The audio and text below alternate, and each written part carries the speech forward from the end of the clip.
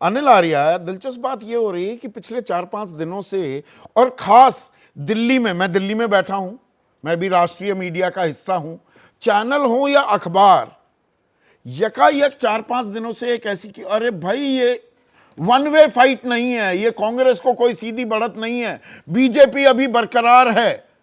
ये बदलाव क्या हुआ है? पिछले 4-5 दिनों में कुछ बदलाव हुआ है क्या? हरियाणा में जमीन में कुछ गूंज दूसरे तरह की आने लगी है क्या? नहीं, गूंज दूसरी तरह की ये नहीं आने लगी है कि कांग्रेस सरकार नहीं बना रही है, लेकिन ये बात निश्चित तौर पे दिखने लगी है कि जो भाजपा लोकसभा चुनाव के बाद पूरी तरह से बैकफुट पे चली गई थी, और जब विधानसभा चुनाव शुरू हुए तब भी ऐसा लग रहा था कि भाजपा 10 से 15 सीट पर सिमट सकती है, उसमें बदलाव जरूर आया है। ऐसी कई सीट्स हैं जहां पर भाजपा के कैंडिडेट्स पहले से बेटर हुए हैं, लेकिन अगर राहुल गांधी की पदयात्रा होगी और उस पदयात्रा के बाद मुझे ऐसा लगता है कि कांग्रेस को बड़ा बेनिफिट इसका मिलेगा। और जो अभी तक ये लग रहा था कि कांग्रेस स्वीप करेगी, वो स्थिति भले ही ना हो, लेकिन कांग्रेस की स्थिति राहुल गांधी की यात्रा के बाद बदलेगी। स्वीप का मतलब आंकड़े की बात करूं, जैसे आप जब स्वीप कहते हैं तो कितने आंकड़े की क्या बात कर रहे हैं आप? मैं 60 से ऊपर सीट की बात कर रहा हूं कि स्वीप का मतलब यह है कि भाजपा को 15 से 20 सीट पे सिमट जाए और कांग्रेस 60 से ऊपर लेके जाए, ये स्वीप है। लेकिन अगर कांग्रेस 50 सीट के आसपास आती है और बीजेपी 30 सीट के आसपास ले लेती है तो इसको स्वीप नहीं माना जा सकता। आप 87 में देखिए, जब ताऊ देवीलाल ने पदयात्रा निकाली थी न्याय यात्रा के नाम पे, 85 सीट कांग्रेस और भाजपा का गठबंधन लेके गया। ये देखिए बड़ी दिलचस्प आपने कंपैरिजन की। भाषा में कहें तजुर्बेकार व्यक्ति को बुलाने का देखिए फायदा क्या होता है। 37 साल पहले न्याय यात्रा एक निकली थी, अब 37 साल बाद निकल रही है हरियाणा में। ये अटैकिंग स्ट्रैटेजी है, डिफेंसिव मैकेनिज्म है कांग्रेस का, अनिल आर्या? एक होता है ना गोइंग फॉर द किल, ठीक कह रहे हैं कि गोइंग फॉर द किल है या डिफेंसिव मैकेनिज्म है ये कांग्रेस का? देखिए, मुझे ऐसा लगता है कि दोनों चीजें हैं। अगर शैलजा वाला प्रकरण नहीं हुआ होता तो शायद राहुल गांधी इतने सीरियस नहीं होते। ये पदयात्रा की जो स्ट्रेटेजी प्लान की है कांग्रेस के रणनीतिकारों ने, ये बड़ी सोची समझी स्ट्रेटेजी है।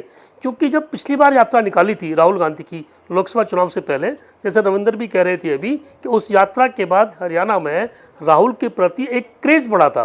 तो वो क्रेज अब जब ये विधानसभा की टिकटें बटी, उन टिकटों के बाद कांग्रेस की ऐसी कई टिकटें हैं कि जहां जो चाह रहे थे उनको नहीं मिली, वो बागी हुए हैं, चुनाव भी लड़ रहे हैं। और शैलजा प्रकरण के बाद तो ये इशू बिल्कुल टॉकिंग ऑफ द टाउन हो गया कि क्या दलित को क्या शैलजा का नुकसान होगा? ये जो डैमेज कंट्रोल है। एक सेकेंड अनिल आर्या, शैलजा मामले को हम ओवर एम्पलीफाई तो नहीं कर रहे? और बीजेपी में क्या अनिल विज नहीं कह रहे मैं मुख्यमंत्री बनना चाहता हूं? राव इंद्रजीत नहीं कह रहे क्या लाडवा जाने पर मजबूर नहीं कर दिया मनोहर लाल खट्टर ने? मनोहर लाल खट्टर का चेहरा पोस्टरों से गायब हो गया है, वो किसी को न्योता देते घूम रहे हैं तो उनको लायबिलिटी मान लिया गया। प्रधानमंत्री की रैलियों में वो मंच पर साथ नहीं दिखते। तो बीजेपी में सब कुछ बहुत अच्छा, हम साथ साथ हैं, कदम ताल हो रही है, वो कहां है? नहीं संदीप जी, मैं सारी बातों का आपको जवाब देता हूँ अलग अलग। शैलजा को ओवर एम्पलीफाई करने की कोशिश भाजपा ने की है। भाजपा ने ये कोशिश की कि एक नैरेटिव सेट किया जाए कि कांग्रेस दलितों के खिलाफ है, चाहे वो गोहाना कांड को निकाल के लाई, चाहे मिर्चपुर कांड को निकाल के लाई, चाहे शैलजा के खिलाफ जो अपशब्द कहे गए उनको निकाल के लाई। वो एक ये कोशिश की जा रही थी कि दलितों में एक मैसेज जाए, जैसे लोकसभा चुनाव में संविधान बदलने का नैरेटिव सेट किया, सफल होती दिखी है बीजेपी भाजपा का। नहीं, मुझे ही लगता है कि अब जब शैलजा पूरी तरह से फील्ड में आएंगी, क्योंकि शैलजा खुल के नहीं आ रही हैं। आप देखिए राहुल गांधी की रैली में असंध में तो गई, वो बरवाला में नहीं गई। क्योंकि बरवाला में जो व्यक्ति था वो शैलजा के खिलाफ था। पर ये जो पदयात्रा होगी, इस पदयात्रा के बाद जैसा आपने भी कहा कि जब सारे एकजुट दिखाई देंगे, तब मुझे लगता है कि जो मैसेज है दलितों के बीच में वो बड़ा क्लियर कट जाएगा। चलिए, जैसे ही घड़ी का काटा दोपहर 2:30 पे आए, बबीता जी का दिल सास बहू साजिश के लिए मचल जाए। और ये है इनकी बहू, पूरे दिन ऑफिस की टेंशन हो जाए गॉन जब ये करें अपना फेवरेट शो फ्री टाइम पे ऑन। इनकी तरह आप भी देखिए अपना फेवरेट शो अपने टाइम पर और डाउनलोड कीजिए ABP लाइव ऐप अपने स्मार्ट टीवी पर।